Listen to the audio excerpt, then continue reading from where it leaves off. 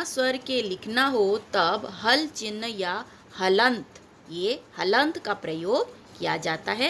जैसे हड्डी, लट्टू, इस प्रकार लिखा जाता है।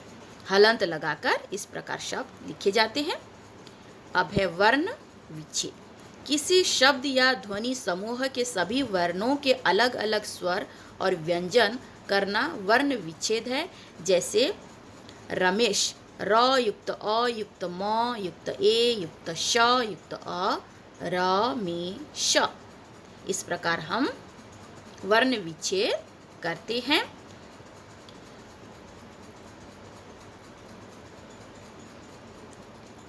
कंघा, कंघा मतलब क युक्त अ युक्त अ, इस प्रकार अनुस्वार लगते हैं, युक्त घ युक्त आ, कंघा।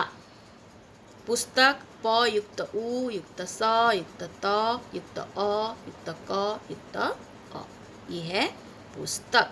ध्यान दे बच्चों, प युक्त उ, पु, स युक्त त, स्त, अ युक्त स युक्त त युक्त अ, स्त, क युक्त अ, क, पुस्तक। विद्यालय व युक्त ई युक्त द युक्त य युक्त आ युक्त ल युक्त अ युक्त य युक्त अ। तो व युक्त ई वी, द युक्त अ, य युक्त आ द्या, ल युक्त अ ल, य युक्त अ य। तो इस प्रकार ये वर्ण विच्छेद किए जाते हैं। तो हमने क्या सीखा बच्चों? भाषा की सबसे छोटी इकाई वर्ण या ध्वनि होती है। स्वरों का उच्चारण बिना किसी रुकावट के होता है।